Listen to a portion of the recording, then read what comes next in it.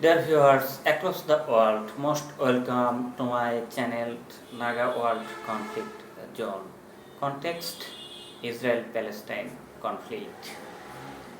US media coverage of Israel-Palestine conflict is changing.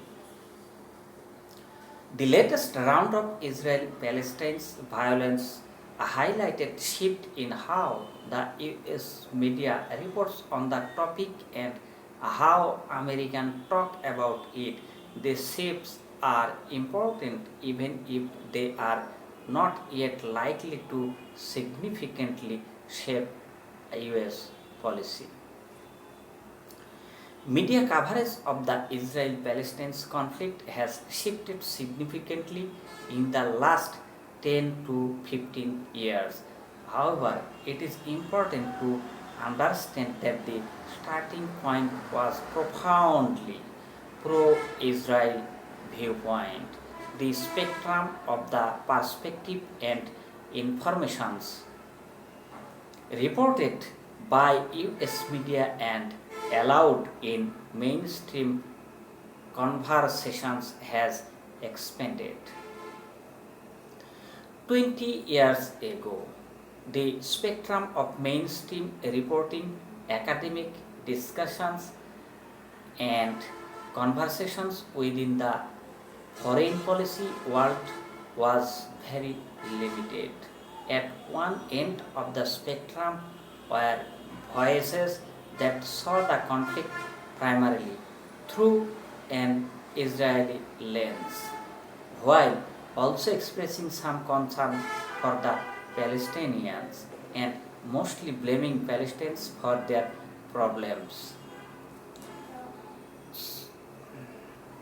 The other end of the spectrum was vehemently pro-Israel, framing the Palestinians as a liar, winner, and terrorist. The center point of the spectrum was seen as the balanced positions. Anyone who expressed opinion beyond that spectrum was seen as an extreme or fringe. Today, one end of the spectrum has expanded significantly. The spectrum now includes ideas that were previously fringe, such as giving equal credence to Palestinians and Israeli voices, blaming Israel for Palestinians' death, recognizing that there is a huge disparity in the death toll when Israel and Hamas go to war, and so forth. These ideas were largely unacceptable in mainstream reporting 20 years ago, but now they appear frequently in mainstream media outlets. The other end of the spectrum remains extremely pro-Israel, but the center point of the spectrum has shifted as the spectrum expanded, altering mainstream views of the conflict. This shift is noticeable in the reporting of many media outlets. It also is clear in opinion polling, social media, casual conversations, and think tank content. The Congress progressives and some moderate Democrats have publicly criticized Israel for bombarding Gaza and supported legislation to put conditions on US aid. This shift reinforces is or other. For example, when lawmakers raises concern about Palestinians' human rights, that is newsworthy, which leads to media outlets highlighting the issue. Multiple factions or factors are driving this shift. Changes in the media landscape have eroded the power of a few outlets to determine that information and perspective Americans received. The expansion of Middle East-based news English language media outlets has allowed For more perspective, social media has also played a major role, allowing Palestinian and human rights organizations to circumvent traditional media and government censors and provide image, video, and voices of what the Palestinians are truly experiencing on the ground. Technology has allowed Palestinians to send images and their own stories out into a world, and once lacked access to places like Gaza or choose to ignore or, or disbelieve Palestinians.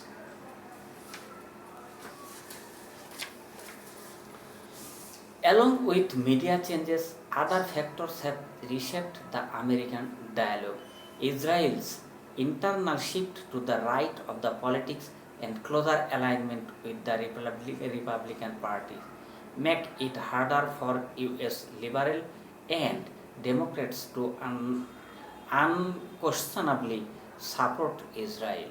In the last year, concerns about social, racial justice, and historic inequalities have become top issues in the US politics, leading more Americans to consider the Palestine context through that lens. While far more Americans are today open to hearing Palestinians' perspectives, the center point of American dialogue is far from overtly pro-Palestinians. Some Palestinians have expressed frustrations with this. For example, the New York Times podcast, The Daily, recently devoted an episode to interviewing a Palestinian woman in Gaza. The woman Raf Halak noted on Twitter that podcast edited out her comments about Palestine's resistance and other controversial issues. This present useful example of what has since the New York Times is willing to highlight a Palestinian voice without automatically placing it against an Israeli one. While the person interviewed can communicate her opinion directly on Twitter, there are legitimate criticism of US media coverage of the conflict, including how it handles expressions of Palestinians' anger. Nonetheless, there has been an important change in the treatment of Palestinians' voices, which several media outlets now treat as being equally credible and valuable as Israeli voice. This represents a huge shift. It is critically important, however, to note that the US media environment is increasingly polarized.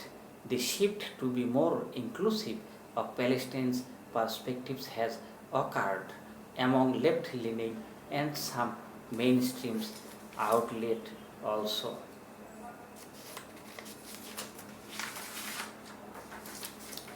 Right-wing outlets have, if anything, narrowed their focus to pro-Israel perspectives. Survey data from the Pew Research Center has found that Democrat and Democratic-leaning Americans rely on a wide range of media sources, while Republican and Republican-leaning Americans trust a smaller range of sources, particularly Fox News. Fox News coverage has remained extremely pro-Israel, frequently avoiding any mention of the number of Palestinian fatalities, while highlighting Israeli death, blaming Hamas for Palestine's death, focus on liberal support for the Palestinians and Republican support for Israel, and so forth. Polls suggest that Republicans are becoming even more staunchly pro-Israel. The shift in reporting and discussion about the Israeli-Palestine conflict is real, but it is unlikely to change US policy and time zone. Palestinians who were previously viewed as extreme or less credible than Israelis now have real opportunities to share their voice, experience, and concerns with Americans. At the same time, Israel remains in a firm US ally with significant support among many Democrats and very solid backing from Republicans. But it can no longer dominate the informations and perspectives that American receives.